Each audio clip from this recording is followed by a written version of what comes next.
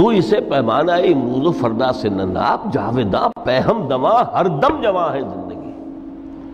اس میں یہ وقفہ جو ہے خلق الموت والحیات لیبلوکم ایکم احسن عملا، یہ اس جسد کے ساتھ اس روح کا اتصال، اور یہ 30 40 50 60 70 80 100 برس کی عمر، یہ ایک وقفہ ہے، یہ امتحانی وقفہ ہے، تمہیں جانچا جا رہا ہے، پرکھا جا رہا ہے۔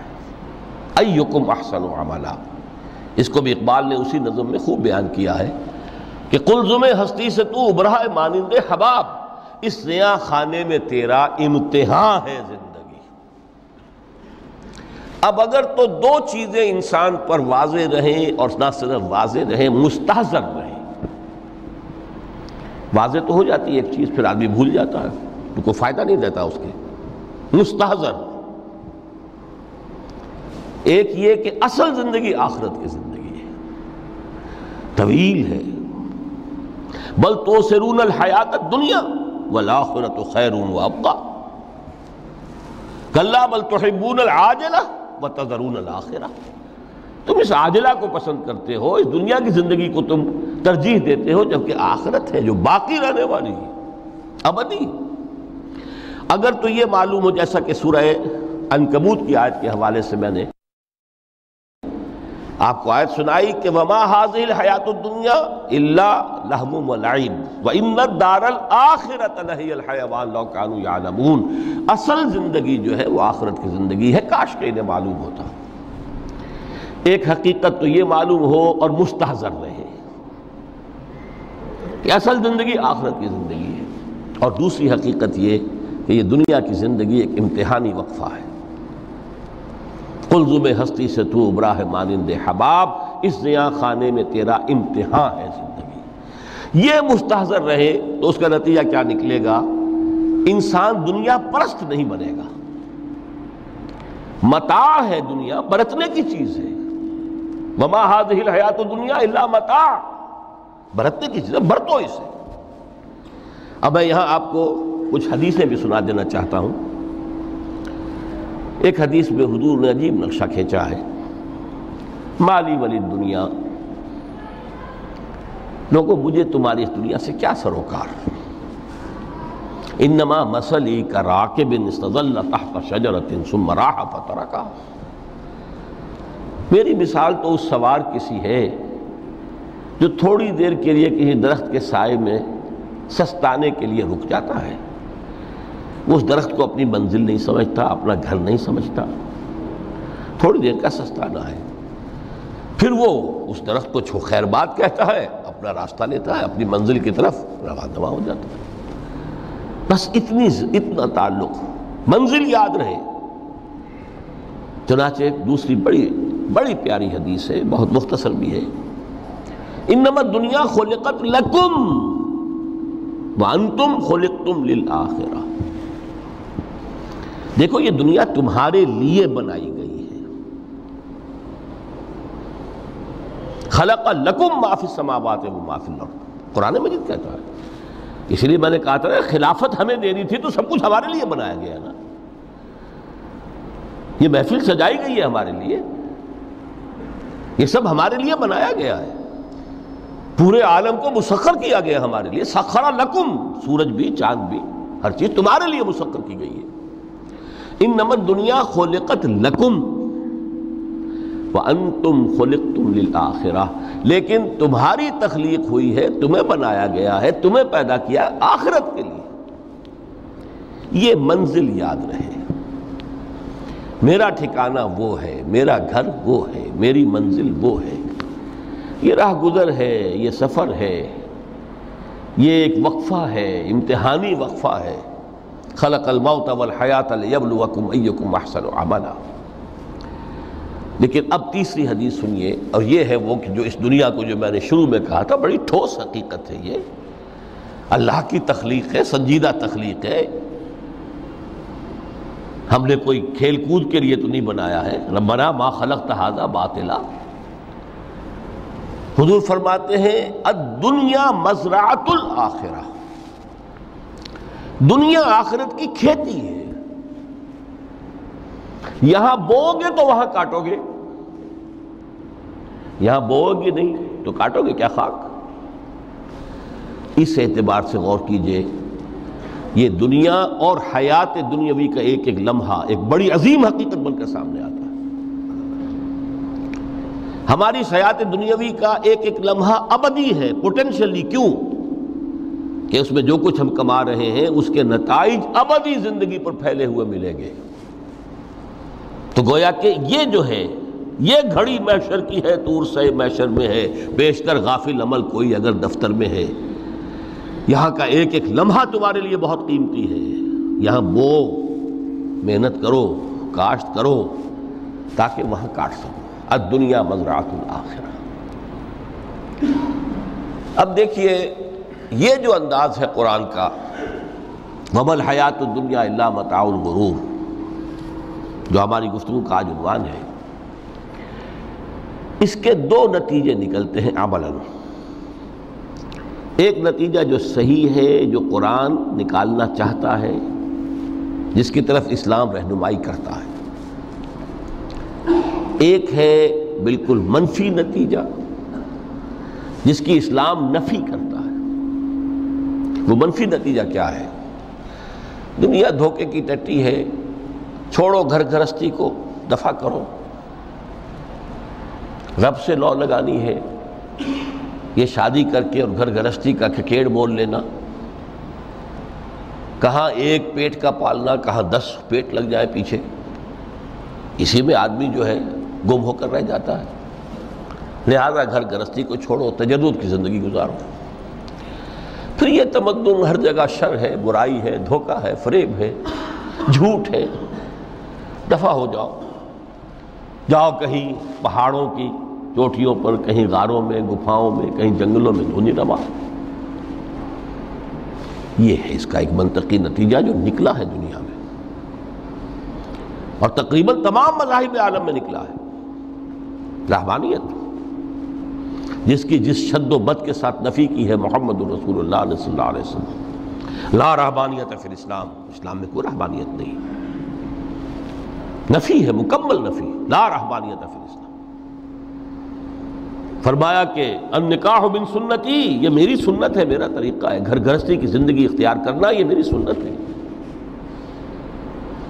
3 صحابہ پر کچھ اسی طرح کا غلبہ ہو گیا تھا۔ صحابہ میں ہر طرح کے لوگ تھے، ان میں وہ لوگ بھی تھے کہ جو بڑے ریشنلسٹ تھے، عقل کے حوالے سے بات سمجھنے والے۔ حضرت عمر کو ہم کہہ سکتے ہیں کہ سر خیل تھے ان کی، رضی اللہ تعالیٰ۔ کچھ درویش منش لوگ بھی تھے، کچھ پر یہ تقویٰ کا اور درویشی کا بہت زیادہ غلبہ ہو گیا تھا، مغلوب الحال ہم انہیں کہہ سکتے ہیں۔ حضرت عبداللہ ابن عمرو بن العاص رضی اللہ تعالیٰ عنہما، ایک عجیب سائملٹینیس کنٹراسٹ ہے باپ اور بیٹے میں۔ عمرو بن العاص بہت بڑے سیاستدان، مدبر، عرب نے چوٹی کے جو 3 سیاستدان پیدا کیے ان میں سے ایک عمرو بن العاص ہے، واریر، کانکرر، سیاستدان۔ لیکن عبداللہ ابن عمرو بن العاص بالکل درویش، روزانہ روزہ ساری رات کھڑے ہیں، نہ بیوی سے کوئی سروکار، نہ کسی سے کوئی سروکار۔ حضور کو اطلاع ملی، بلا لیا، جواب طلبی ہو گئی، یا عبداللہ اولم اخبر انک تصوم الدہر وتقوم اللیل، اے عبداللہ مجھے یہ خبر دی گئی ہے تم ساری رات کھڑے رہتے ہو، روزانہ روزہ رکھتے ہو، کیا کہتے ہیں؟ جی حضور ایسا تو ہے۔ لا تفعل، مت کرو ہرگز۔ فإن لنفسك عليك حقا وإن لزوجك عليك حقا وإن لزورك عليك حقا، دیکھو تم پر تمہارے اس جسم کا اور نفس کا بھی حق ہے، اسے آرام بھی دو، اس کی ضروریات بھی پوری کرو، اس کی دیکھ بھال بھی کرو، یہ بھی تمہارے پاس امانت ہے اللہ کی۔ پھر تم پر تمہاری بیوی کا حق ہے۔ کسی صحابی نے دیکھا تھا حضرت عبداللہ ابن عمرو بن العاص کی بیوی کو کہ وہ بالکل جیسے کہ میلی کچیلی حالت میں تھی۔ پوچھا یہ کیا حال بنا رکھا؟ ان کا کہ آپ کے دوست کو تو کوئی غرض ہے ہی نہیں سرے سے. ظاہر بات ہے کہ مسلمان بیوی اور کس کے لیے وہ سنگھار کرے گی جب شوہر ہی کو کوئی دلچسپی نہ ہو، اس سے غرض ہی نہ ہو. لا تفعل. رات کو سو بھی، دیکھو مجھے، میں رات کو سوتا بھی ہوں، نماز پڑھتا بھی ہوں، میں روزے رکھتا بھی ہوں، ناغے بھی کرتا ہوں. دیکھو زیادہ سے زیادہ ہفتے میں دو دن روزے رکھ لیا کرو کہ حضور مجھے اور تھوڑی سی اجازت. اچھا ایک دن ناغا، ایک دن روزہ، صوم داؤد، اس سے آگے کی اجازت نہیں. اسی طرح 3 حضرات سراسراہتن آتا ہے حدیث میں، بخاری شریف کی روایت ہے، ان پر بھی کوئی ایسا ہی غلبہ ہوا رہبانیت کا، ترک دنیا کا. انہوں نے آ کے ازواج مطہرات سے معلوم کیا آپ کتنی رات نماز پڑھتے ہیں، کتنا دو سوتے ہیں، مہینے میں کتنے آپ روزے رکھتے ہیں نفلی. انہوں نے کوئی، وہاں تو کھلی کتاب تھی سیرت محمد صلی اللہ علیہ وسلم، جو کچھ تھی حقیقت بیان کر. اب دیکھیے ایک عجیب ذہنیت، انہوں نے دیکھا کہ یہ تو کم ہے، ان کے اندازے کے اعتبار سے تو بہت کم ہے، لیکن یہ کہ اپنے آپ کو ذرا تسلی، حضور کی تو کوئی ضرورت نہیں ہے، آپ تو معصوم ہیں، آپ کے سے کوئی گناہ نہیں ہوا، کوئی خطا نہیں ہوئی، آپ کے لیے تو یہ اتنی عبادت ہمارے لیے تو کافی نہیں، ہم تو گناہ گار ہیں. ایک نے عہد کیا کہ میں کبھی نہیں سوؤں گا، رات بھر کھڑا رہوں گا. دوسرے نے کہا کبھی ناغا نہیں کروں گا، ہر روز روزہ رکھوں گا. تیسرے نے کہا میں شادی بیاہ کے کھکیڑ میں پڑوں گا نہیں. حضور کو اطلاع مل گئی، طلب فرمایا، ڈانٹا آپ نے، آپ لوگوں نے یہ کہا ہے؟ جی ہاں ہم نے کہا تو ہے.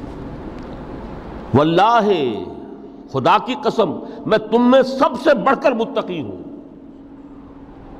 لیکن میں رات کو سوتا بھی ہوں اور نماز بھی پڑھتا ہوں، روزے رکھتا بھی ہوں، ناغے بھی کرتا ہوں. میری گھر گرستی کی زندگی ہے، میری بیویاں ہیں.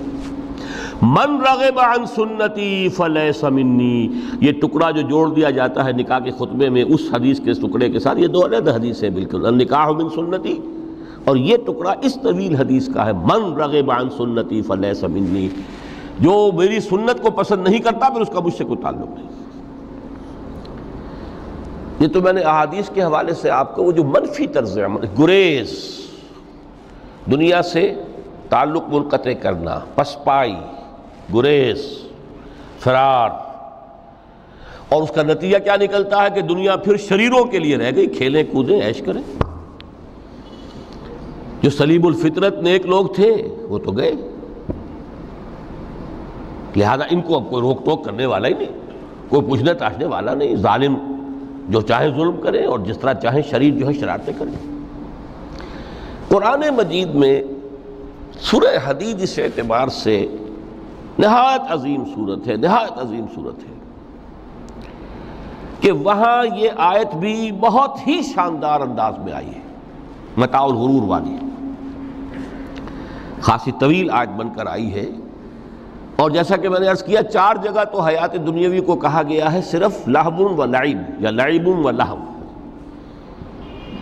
لیکن یہاں جو ہے آیت نمبر 20، اعلموا انما الحیات الدنیا لعب و لہو و زینت و تفاخر بینکم و تکاثر فی الاموال والاولاد. 5 الفاظ کے حوالے سے اس حیات دنیاوی کے کچھ حقائق بیان کیے گئے. عام طور پر سرسری طور پر لوگ گزر گئے ہیں. محاورتاً جب بھی آتا ہے معاملہ لہو و لعب، لعب و لہو، وہ تو 4 جگہ ہے، یہاں 3 الفاظ مزید آئے ہیں، اور ترکیب کیا؟ پہلے لعب ہے پھر لہو ہے. سورہ عنکبوت میں لہو و لعب یہ در حقیقت ایک طرح سے محاورے کی شکل اختیار کر گیا، تماشا اور کھیل، لیکن نہیں، یہاں ترتیب کچھ اور ہے. اس پر اگر آپ غور کریں گے تو یہ ایک عجیب سا نقشہ سامنے آتا ہے. حیات دنیاوی کے 5 ادوار، جن میں سے ہر دور میں ایک شے انتہائی اہم ہوتی ہے، توجہ کا مرکز بنی ہوتی ہے. ابتدائی دور ہے، بالکل بچہ بھی ہے، کھیل، بس لعب، اس کے سوا اسے کوئی زندگی سے سروکار ہی نہیں، زندگی کے تلخ حقائق ابھی اسے معلوم نہیں. بھوک لگی تو رو پڑے، ماں نے دودھ پلانا ہے، کھلانا ہے، ان سے تو کچھ نہیں کرنا اس نے، وہ لعب، کھیل. لیکن تھوڑا سا آگے چلتے ہیں، ٹین ایجر سٹیج میں جب داخل ہوتا ہے آدمی تو اب وہ نرا کھیل، معصومانہ کھیل نہیں رہتا، اس میں تلذذ، سینشول گریٹیفیکیشن کا عنصر شامل ہو جاتا ہے۔ اب اس کا کہا لہو، اعلموا انما الحیات الدنیا لعب و لہو۔ ذرا آگے بڑھیے تو انسان پر سب سے زیادہ دھن سوار ہو جاتی ہے، بناؤ سنگھار، میرا لباس فیشن کے مطابق ہو، کہیں ایسا نہ ہو مذاق اڑے۔ اپنے لباس کے بارے میں بہت کانشیس ہوگا، اپنے ہیئر کٹ کے بارے میں بہت کانشیس ہوگا، ہر چیز کے بارے میں بہت کانشیس۔ زینت، بناؤ سنگھار، آرائش، زیبائش۔ اس سے ذرا آگے گئے، تکاثر فی الاموال والانفس تفاخر بینکم۔ یہ سمجھیے کہ تقریباً 30 برس کی عمر جب انسان کی ہوتی ہے، اب فخر، تفاخر، یا دولت پر فخر ہوگا، یا نسب پر فخر ہوگا،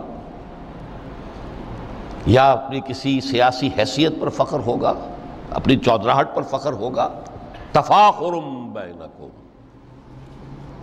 جس میں جان میں چونکہ توانائی ہوتی ہے، قوت ہوتی ہے، لیکن اس کے بعد جب عمر ڈھلی بڑا ریئلسٹک ہو جاتا ہے انسان۔ پھر یہ جو چوتھی سٹیج تھی، اس میں تو یہ کہ مونچھ نیچی نہ ہو، چاہے سب کچھ میں اپنا خرچ کر دوں، داؤ پہ لگا دوں، لیکن مونچھ نیچی نہیں ہوگی۔ آخری سٹیج وہ ہوتی ہے کہ پھر ہوکا لگ جاتا ہے آدمی کو، تکاثر فی الاموال والاولاد، مال اور اولاد کی کثرت کثرت کثرت۔ اب یہ ہوتا ہے کہ مونچھ نیچی کیا، مونڈ بھی دی جائے تو کوئی حرج نہیں، مال آنا چاہیے، ویری ریئلسٹک۔ اور اسی حال میں انسان ہوتا ہے، آخری پارے کی صورت نے پھر اس میں ایڈ کر کے اس کے اوپر مہر لگا دی، الہاکم التکاثر حتی زرتم المقابر۔ یہ تکاثر جو ہے پیچھا نہیں چھوڑتا، اتنی دولت بھی ہے کہ آپ کی 10 نسلیں کھا سکیں اطمینان سے بیٹھ کر، تب بھی صبر نہیں ہوتا۔ بڑے میاں کی ٹانگیں جو ہیں وہ قبر میں لٹکی ہوئی ہیں، لیکن تکاثر جو ہے، تکاثر مال، وہ پیچھا نہیں چھوڑتا۔ حتی زرتم المقابر، یہاں تک کہ قبروں تک جا پہنچے، قبر میں اتار دیا جائے، جب تک ٹانگیں صرف لٹکی ہوئی ہیں اس وقت تک نہیں۔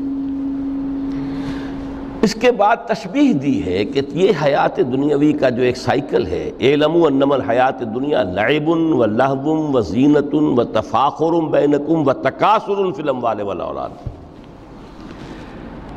اب اس کو کمپیئر کیا ہے پلانٹ کنگڈم میں جو سائیکل چل رہا ہے۔ یہ ہمارا سائیکل ہے 60-70 برس کا، بچہ پیدا ہوا، خوشیاں منائی گئیں، پھر وہ لڑکپن سے، پھر ٹین ایجر سٹیج سے، پھر جوانی ہے، پھر ادھیڑ عمر ہے، اور پھر بڑھاپا ہے، اور پھر قبر میں اتارا جانا ہے۔ لیکن یہ کہ پلانٹ کنگڈم میں سائیکل چلتی ہے، کمثل غیث اعجب الکفار نباتہ ثم یہیج فتراہ مصفرا ثم یکون حطاما۔ یہ 4 سٹیج ہیں۔ جیسے بارش برستی ہے تو سبزہ نمودار ہوتا ہے، اور کاشتکار کو بڑا اچھا لگتا ہے، اس نے بیج بویا تھا، اس نے محنت کی تھی، اس نے ہل چلایا تھا، اعجب الکفار نباتہ، اس کو بہت اچھا لگتا ہے، دل باغ باغ ہو جاتا ہے۔ جیسے آپ کے ہاں بیٹا ہوا، پوتا ہوا، خوشیاں مناتے ہیں آپ۔ کمثل غیث اعجب الکفار نباتہ ثم یہیج، پھر وہ فصل اپنی پوری قوت کو پہنچتی، فصل لہرا رہی ہے، فتراہ مصفرا، پھر وہ زرد ہو جاتی ہے، وہ ہریاول اب ختم ہوئی، اب فصل پک گئی ہے، اب وہ زردی پر آ گئی ہے۔ ثم یکون حطاما، پھر وقت آتا ہے اگر وہ خضرو گھاس ہے تو پھر وہ چورا چورا ہو کر پھر وہ مٹی میں مل جاتی ہے، اور اگر فصل ہے تو کھیتی کٹ گئی، اس کے بعد کیا رہ گیا وہاں، وہ چورا ہی رہ جاتا ہے باقی۔ یہ لائف کا سائیکل چل رہا ہے، 3 مہینے کا ہو، 4 مہینے کا ہو، یہ ہے پلانٹ کنگڈم کا، وہ ہے سائیکل انسانی زندگی کا۔ اب فرمائی ٹیپ کی بات جو ہے وفی الآخرۃ عذاب شدید ومغفرۃ من اللہ ورضوان۔ دیکھو دنیا کی زندگی تو ان سٹیجز سے ہو کر گزری جانی ہے۔ جو پیدا ہوا ہے اس پر بڑھاپا بھی آئے گا، موت بھی آئے گی۔ کل نفس ذائقۃ الموت جو سورہ آل عمران کی 185ویں آیت کا پہلا جملہ تھا۔ ہر انسان کو جو پیدا ہوا موت آ گئی۔ اب یہ ہے کہ وہ کہیں آپ نے محل میں گزار لی زندگی، کسی کٹیا میں گزار لی زندگی، کسی کی فٹ پاتھ پر گزر گئی زندگی۔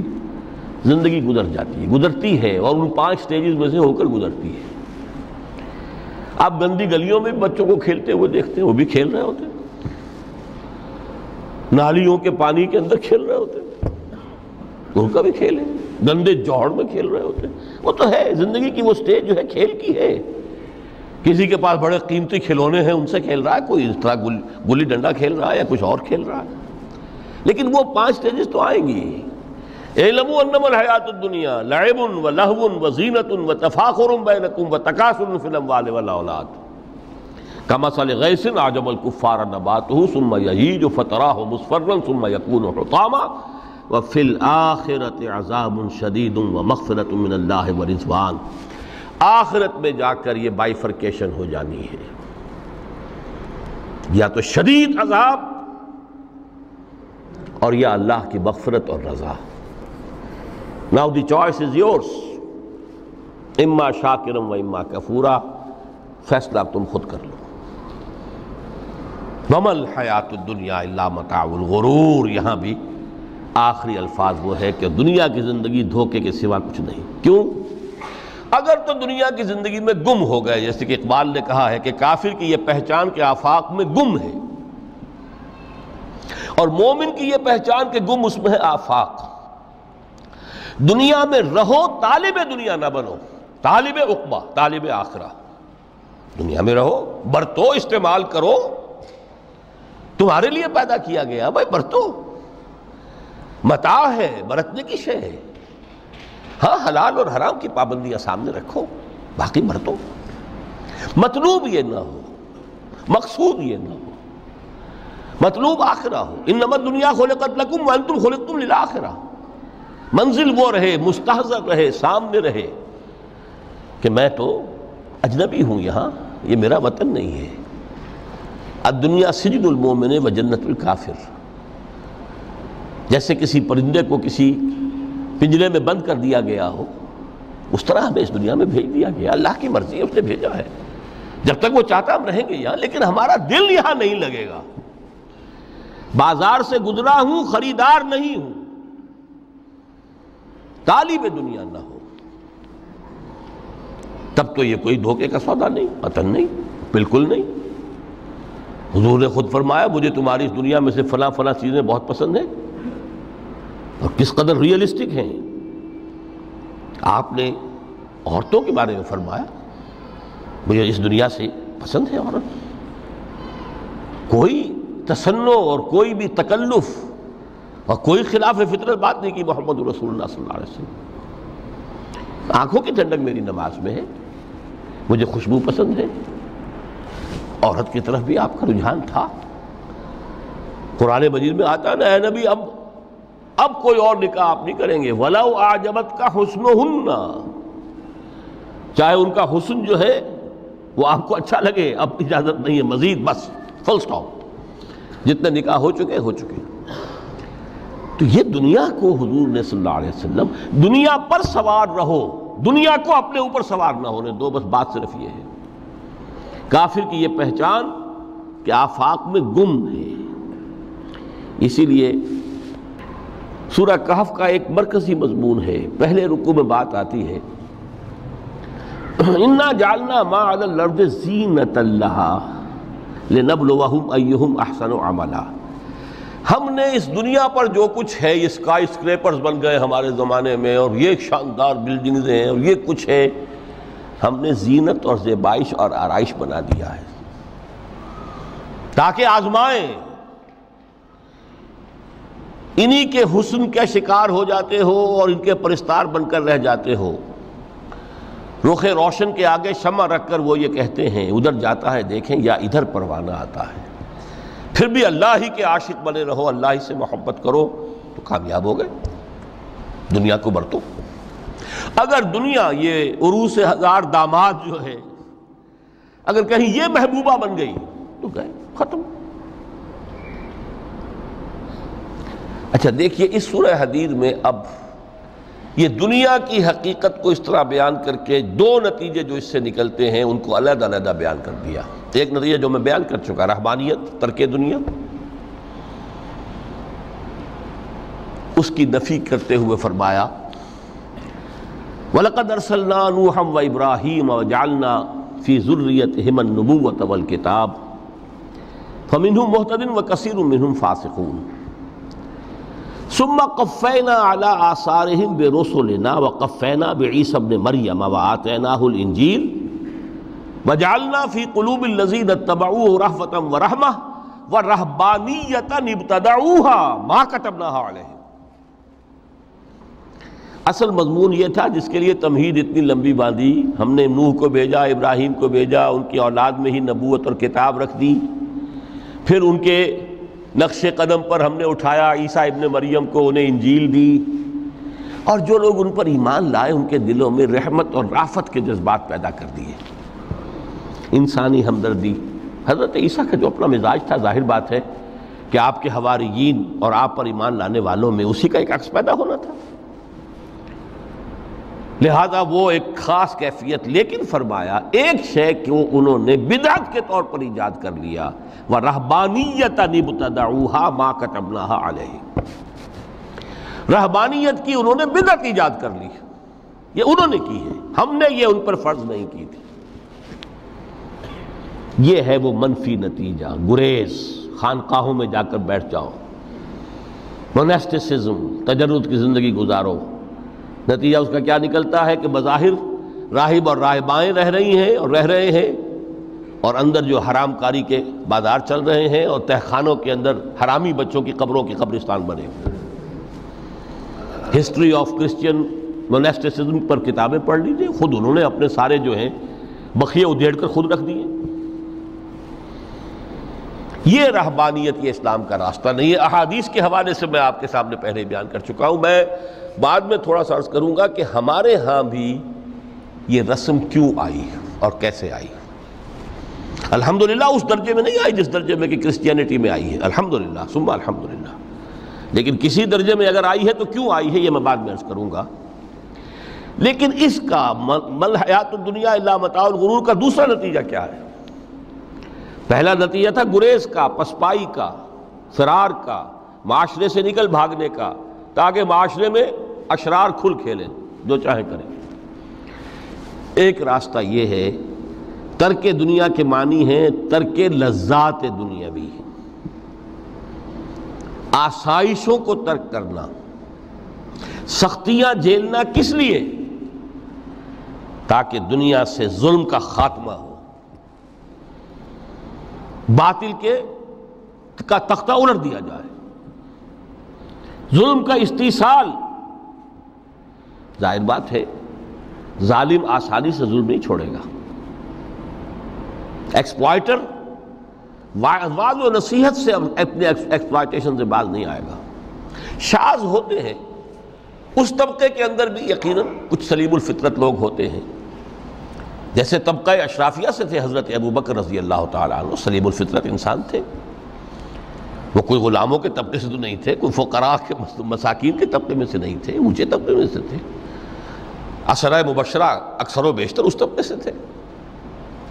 لیکن بائی اینڈ لارج وہ جو طبقہ ہوتا ہے، یا تو وہ اپنے جبر اور استبداد کا تخت جو ہے جما کر بیٹھا ہوا لوگوں کی گردنوں کے اوپر، پولیٹیکل ریپریشن ہے، یا اکنامک ایکسپلائٹیشن ہے، استحصال. محنت لوگ کریں، کھائیں گے ہم، عیش ہم کریں گے. محنت کسان کریں جا کے کھیت میں، ہم لے آئیں گے اپنا حصہ اور عیش کریں گے. یا کوئی سوشل ڈسکریمنیشن ہے، یہ اونچا ہے یہ نیچا ہے، یہ تو پیدا ہی ہوا ہے شودر، یہ اس سے نکل ہی نہیں سکتا، اور یہ پیدا ہوا برہمن، یہ تو اونچا ہے. اس تینوں قسم کے ظلم، اس کا خاتمہ کرنا، اس کے لیے جد و جہد کی ضرورت ہے، جہاد کی ضرورت ہے، قتال کی ضرورت ہے. اور جہاد و قتال آپ نہیں کر سکتے جب تک کہ لذات دنیاوی سے کنارہ کشی نہ کریں، جب تک کہ اپنی بیلٹ کو ٹائٹ نہ کریں، جب تک کہ اپنی ضروریات زندگی کو کم نہ کریں۔ ضروریات زندگی کم کریں گے تو تفریغ الاوقات ہوگا، جو تبلیغی بھائیوں کی اصطلاح ہے بہت اہم، اپنے وقت کو فارغ کر سکیں گے۔ اس وقت کو فارغ کریں گے تو پھر وہ جد و جہد، وہ محنت، وہ جہاد، اس کے لیے آپ کے پاس وقت ہوگا، اس کو آپ لگا سکیں گے۔ پھر اس میں جب سخت سے سخت منزلیں آئیں گی تو اس میں میدان میں مقابلہ بھی ہوگا، جان کی بازی بھی کھیلنی پڑے گی۔ اس میں قید و بند کا وقت بھی آ سکتا ہے۔ 3 برس تک اگر محمد عربی صلی اللہ علیہ وسلم پورے خاندان بنی ہاشم کے ساتھ بدترین اسیری سمجھ لیجئے شیب بنی ہاشم میں جو رہیں، یہاں تو اسیروں کو آپ راشن تو دیتے ہیں، کھانا تو دیتے ہیں، وہاں تو اصل جو ہے وہ تو دونوں طرف سے گھاٹی کا منہ بند کر دیا گیا تھا، سیل تھی کہ کوئی شے جو ہے وہ جانے نہ پائے اندر۔ 3 برس، جس میں کہ وہ وقت بھی آیا ہے کہ سوکھے ہوئے چمڑے ابال ابال کر اس کا پانی جو ہے بلکتے ہوئے بچے، پھول جیسے بچے بنی ہاشم، ان کے حلق میں ٹپکایا گیا ہے، اور کچھ نہیں۔ کچھ تھے لوگ، حکیم بن حزام جیسے رضی اللہ تعالیٰ عنہ، بعد میں ایمان بھی لے آئے۔ حضرت خدیجہ رضی اللہ تعالیٰ عنہ کے چونکہ وہ قریبی رشتہ دار تھے، وہ پہاڑ کو کراس کر کے چوٹی پر سے اتر کر کچھ کبھی کبھی کھانے پینے کی چیز پہنچا دیتے تھے۔ یہ سارے مراحل آئیں گے۔ یہ جو ہے یہ مثبت ہے۔ ترک دنیا وہ نہیں۔ ترک دنیا سے مراد دنیا کی لذتوں سے، دنیا کی آسائشوں سے، ان سے آدمی اپنے آپ کو پیچھے ہٹائے، ان کو چھوڑے، ان کو ترک کرے، تاکہ اپنا وقت، اپنا مال، اپنی صلاحیتیں صرف کر سکے۔ کس کام کے لیے؟ اب اس کے لیے دیکھیے آیت نمبر 25 ہے یہ سورہ حدید کی۔ لَقَدْ أَرْسَلْنَا رُسُلَنَا بِالْبَيِّنَاتِ، ہم نے اپنے رسولوں کو بھیجا واضح چیزوں کے ساتھ۔ بینہ وہ شے جو از خود ظاہر ہو۔ آفتاب آمد، دلیل آفتاب۔ جب سورج طلوع ہو گیا وہ خود اپنے وجود پر دلیل ہے، اس کے لیے کسی اور اضافی دلیل کی ضرورت نہیں ہے کہ سورج موجود ہے، وہ تو ہے، سب کو نظر آ رہا ہے۔ تو بینات سے مراد معجزے بھی ہیں، اور وہ تعلیم جو ہے بنیادی دین کی کہ جو فطرت انسانی کی جانی پہچانی ہوئی شے ہے، دونوں پر اس کا اطلاق ہو جائے گا۔ لقد ارسلنا رسلنا بالبینات وانزلنا معهم الکتاب والمیزان، اور ہم نے ان کے ساتھ کتاب اتاری، میزان اتاری۔ یہ سب کچھ کس لیے کیا؟ لیقوم الناس بالقسط، تاکہ لوگ عدل پر قائم ہوں۔ یہ ہے سول آبجیکٹو۔ یہ نہیں بس ہماری کتاب پڑھ لیا کرے، ختم قرآن ہو گیا، اللہ اللہ دعا مانگ لی، چھٹی۔ قائم کرو اس کو، وہ میزان عدل نصب کرو، ہر ایک کو وہی تل کر ملے جو اس کا حق ہے، اور ہر ایک سے وہ لیا جائے کہ جو اس کے ذمہ واجب ہے۔ اگر یہ نہیں تو بابا پھر سب کہانیاں ہیں، شریعت اور دین اور نماز اور روزہ اور حج، کوئی حیثیت ان کی نہیں۔ اچھی طرح سن لیجئے میری بات۔ قرآن مجید میں کہلوایا گیا حضور سے، قل یا اہل الکتاب لستم علی شیء حتی تقیموا التوراۃ والانجیل وما انزل الیکم من ربکم۔ اے نبی ان سے کہہ دیجئے، کتاب والو تمہاری کوئی حیثیت ہی نہیں، ہماری نگاہوں میں تمہارا کوئی مقام ہی نہیں، جب تک کہ تم قائم نہیں کرتے تورات کو اور انجیل کو اور جو کچھ کے نازل کیا گیا تمہاری طرف، تمہارے رب کی طرف سے۔ قائم کرو، پھر آؤ ہم سے بات کرو، ہم سے دعا کرو، ورنہ دفع ہو جاؤ۔ Nothing doing. They don't care for you. لستم علی شیء حتی تقیموا التوراۃ والانجیل وما انزل الیکم من ربکم۔ اب قانون خداوندی تو بدلتا نہیں ہے، نہ فرام پرسن ٹو پرسن، نہ فرام نیشن ٹو نیشن، نہ فرام امہ ٹو امہ، اٹل ہے۔ وَلَن تَجِدَ لِسُنَّتِ اللَّهِ تَبْدِيلًا وَلَن تَجِدَ لِسُنَّتِ اللَّهِ تَحْوِيلًا۔ سنت اللہ تو ایک ہے۔ اب اس آیت کو ذرا پڑھیے، قُلْ يَا أَهْلَ الْقُرْآنِ لَسْتُمْ عَلَىٰ شَيْءٍ حَتَّىٰ تُقِيمُوا الْقُرْآنَ۔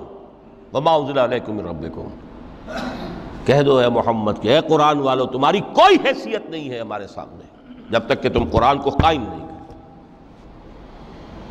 پڑھ لو اور اس کے قرات کے مقابلے منعقد کرا لو اور سونے کے تاروں سے اسے لکھ لو اور اس کو جو چاہو کر لو، کوئی حیثیت نہیں۔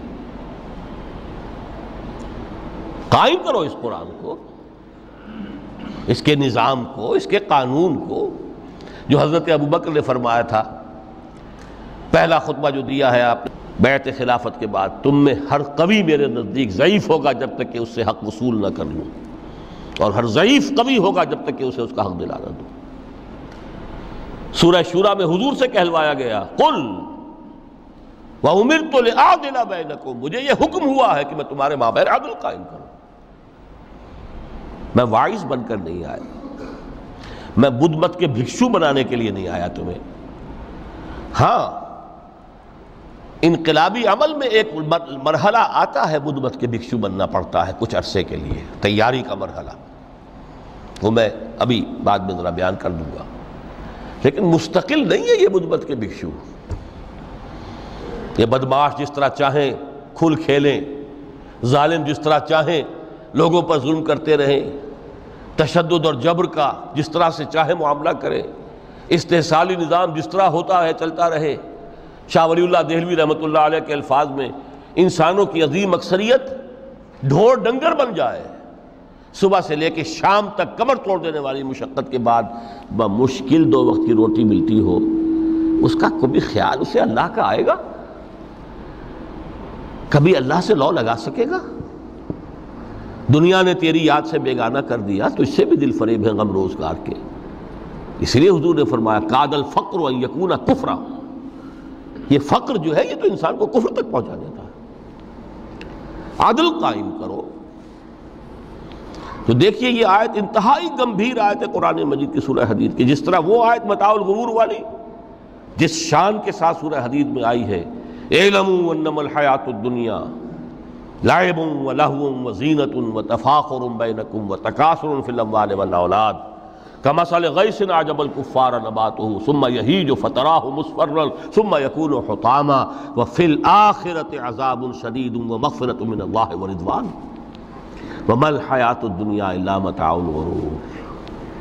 لیکن اس کا نتیجہ کیا نکلنا چاہیے؟ لقد ارسلنا رسلنا بالبینات وانزلنا معهم الکتاب والمیزان لیقوم الناس بالقسط۔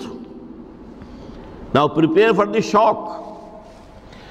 میرے نزدیک، میرے علم کی حد تک شاید دنیا کی کوئی انقلابی کتاب نہ ہو جس نے اس قدر عریاں طور پر کھل کر یہ کہا ہو کہ ظالموں کی سرکوبی کرو، کچلو ان کے سر۔ وانزلنا الحدید، ہم نے لوہا بھی اتارا ہے۔ ایک وقت آتا ہے ظلم نہیں ختم ہوتا جب تک کہ لوہے کی طاقت ہاتھ میں نہ آئے۔ انزلنا الحدید، ہم نے صرف کتاب ہی نہیں اتاری ہے، لوہا بھی اتارا ہے۔ فیہ باس شدید، اس میں جنگ کی صلاحیت ہے۔ ومنافع للناس، لوگوں کے لیے کچھ اور منفعتیں بھی ہیں، کوئی توا پرات چمٹا یہ بھی بنا لو، ٹھیک ہے، لیکن اصلاً یہ اصلاح کے لیے۔ وانزلنا الحدید، اسی تو سورہ حدید کا نام حدید ہے۔ فیہ باس شدید ومنافع للناس ولیعلم اللہ من ینصرہ ورسلہ بالغیب۔ اللہ دیکھنا چاہتا ہے کون ہے اس کے وفادار بندے جو اس لوہے کی طاقت کو ہاتھ میں لے کر مدد کرتے ہیں اس کی اور اس کے رسولوں کی غیب میں ہونے کے باوجود۔ ان اللہ قوی عزیز، ویسے اللہ قوی ہے، عزیز ہے، آنے واحد میں کفر کو ختم کر دے جب چاہے، آنے واحد میں ظالموں کا ظلم جو ہے وہ ختم کر کے رکھ دے، وہ سب کچھ کر سکتا ہے۔ لیکن پھر تمہاری آزمائش کیسے ہوگی؟ کیسے معلوم ہوگا ہوز ہو، کس کا کیا مقام تھا، کس کے پاس کتنا یقین کا سرمایہ تھا، کس کے ایمان کی گہرائی اور گہرائی کا کیا عالم تھا، کس نے ہمارے دین کے لیے کیسی کیسی قربانیاں جھیلی ہیں۔ یہ ہے ترک دنیا جو موسٹ پروفاؤنڈ ہے، نتیجہ خیز ہے۔ خیر کو وجود میں لانے کے لیے ہے، لیکن اس کی مثالیں موجود ہیں۔ حضرت مصعب بن عمیر رضی اللہ تعالی عنہ ایام جاہلیت میں کہا جاتا ہے ان کا جوڑا جو ہے شام سے تیار ہو کر آتا تھا، جیسے کبھی مشہور ہے کہ پنڈت نہرو کا بھی کپڑے سل کر آتے تھے پیرس سے۔ موتی لال نہرو کا بیٹا، اور موتی لال نہرو وہ تھا کہ وائس رائے کی پہلی کار آئی ہے ہندوستان میں تو دوسری کار موتی لال کی آئی، اس کا بیٹا، اس کے کپڑے پیرس سے سل کر آتے تھے۔ مصعب بن عمیر کے کپڑے شام سے تیار ہو کر آتے تھے، اور وہ ہمیشہ عطر میں بسے ہوئے ہوتے تھے۔ جہاں سے گزر گئے معلوم ہوا کہ پوری گلی جو ہے وہ مہک اٹھی، معلوم ہو جائے کہ مصعب گزرا ہے یہاں سے۔ ایمان لائے محمد رسول اللہ پر صلی اللہ علیہ وسلم۔ باپ فوت ہو چکا تھا، اس کی چھوڑی ہوئی دولت تھی، ماں تھی، لیکن وہ خاندان کا نظام، چچا تھا سربراہ، وہ بدترین کافر۔ اس نے پہلے سمجھایا ہوگا 100 طریقے آزما کے، پھر آخری بار اس نے آزمایا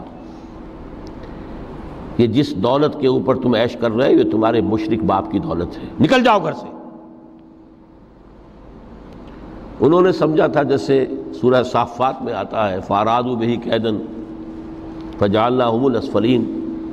انہوں نے حضرت ابراہیم کے بارے میں سمجھا تھا جب دیکھیں گے کہ آگ تیار ہو رہی ہے اور یہ اس میں مجھے ڈال دیں گے تو سب یہ نشہ حرن ہو جائے گا، یہ توحید وحید سب ہوا ہو جائے گی۔ لیکن ہوا کیا؟ بے خطر کود پڑا آتش نمرود میں عشق، عقل ہے محو تماشائے لبے بام۔ اس نے تو یہ دھمکی دی تھی کہ دن میں تارے نظر آ جائیں گے مصعب کو، ناز و نام میں پلا ہوا انسان، اسے کہہ دیا جائے نکل جاؤ گھر سے۔ اٹھ کر چلنے لگے، اس کا تیش جو ہے اور اچھا یہ کپڑے بھی اسی مشرک باپ کے ہیں، اتارو ان سب کو۔ مادر ذات برہنہ ہو کر گھر سے نکلے، مادر ذات۔ پھر وہی ہے کہ جن کے نام قرائے فال بنام من دیوانہ زدند۔